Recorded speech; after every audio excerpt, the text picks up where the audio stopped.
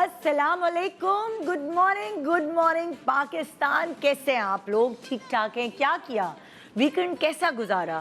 अब आप लोग तो मुझे बता नहीं सकते कि मैं तो आपको बता सकती हूँ जी। पुरानी अटैची मिल गई, उस अटैची को ढूंढते ढांढते खोलते खालते पुरानी तस्वीरें नज़र आ गई, और पुरानी तस्वीरों में नज़र आ गई मुझे वो कॉलेज यूनिवर्सिटी की तस्वीरें, जिससे मैं फ्लैशबैक में चली गई।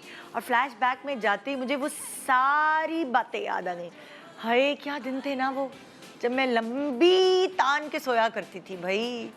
ना मुझे कोई अम्मी की डांट का डर होता था, ना कोई घर के काम पेंडिंग पड़े हैं, ना किसी बच्चे को स्कूल भेजना है, ना कोई घर की जिम्मेदारी है जो आपको उठानी है। बस चीख के चिल्ला के अम्मा से कह देना मुझे वो खाने का दिल चाह रहा है, बना देना प्लीज़। मैं बस अगर ये नहीं बना तो मैं खाना नहीं खाऊंगी, मैं भूखी रहूंगी सारा दिन।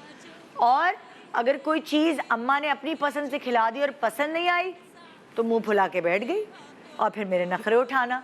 वो सारी चीज़ें अच्छी याद आती हैं। अरे भाई, अब्बा की जेब से पैसे उठा लेना मज़े से, जैसे मेरा हक है, ये तो मेरा हक है भाई, मुझे पैसे चाहिए तो वो अब्बा की जेब से धड़ल्ले से उठा लेना।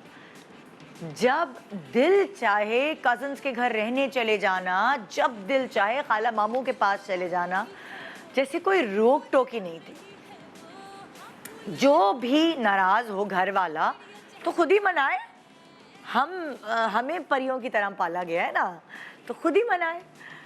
सो वो मतलब जब भी वो तस्वीरें आंखों से सामने से गुजर रही थी तो एक के बाद एक उस ज़माने का इवेंट, एक के बाद एक नखरा, एक के बाद एक लाडियाँ, एक के बाद एक मिरेकल्स याद आते थे कि हाय बीमार हुए तो कैसे खिदमतें होती थी, कैसे बीमारी को दूर भगा देते थे ये अम्मा अब्बा।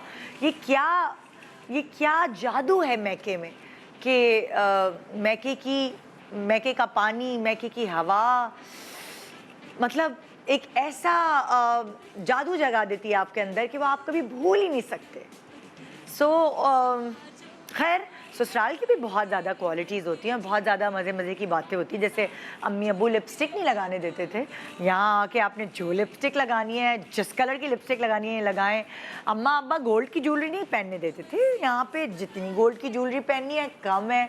बहुत दफ़ा ऐसा होता था कि डिसीजंस अम्मा अब्बा नहीं लेने देते थे, तुम्हें क्या पता, चुप हो जाओ। लेकिन बहुत सारे डिसीजंस आपको शादी के बाद खुद लेने पड़ते हैं। सो ऐसा नहीं है, लेकिन फिर भी जब भी आप मतलब पुरानी तस्वीरों को देखते हैं तो आपको ये एहसास होता है कि वो वाली लाइफ कुछ और थी, ये वाली लाइफ कुछ और है। पहनना ओढ़ना, रहन सहन, उठना बैठना, खाना पीना, मिलना मिलाना, तौर तरीके सब ज़िंदगी में बदल जाते हैं। अलग घर तब्दील होने से, अलग जगह जाने से आपको उन्हीं के रंग में ढलना पड़ता है। और पता नहीं लड़कियां जो है ना, वो अल्लाह ताला ने ऐसे प्लेडो, प्लास्टर ऑफ पेरिस, इस तरह की चीज़ों से बनाई हैं जो अपने आप को ढाल लेती हैं। और इस ढलने को कहा जाता है एडजस्टमेंट। हर वक्त मैके जैसा नहीं रहता। ये खुद लड़कियों को भी जानना चाहिए कि मैके में जो आराम आज़ादी थी वो अब जिम्मेदारी में बदल गई है। और सही है, एक सर्टन उम्र पे सबकी ज़िंदगी में बदलती है, सबकी ज़िंदगी में जिम्मेदारियां आती हैं, किसी की जल्दी आ जाती हैं, किसी की बाद में आती हैं, और उनको एडजस्ट करना पड़ता है।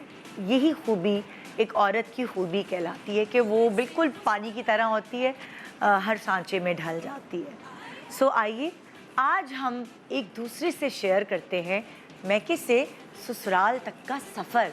उस सफ़र में क्या क्या बदला, आपकी ज़िंदगी में भी बदला होगा, मेरी ज़िंदगी में भी बदला है।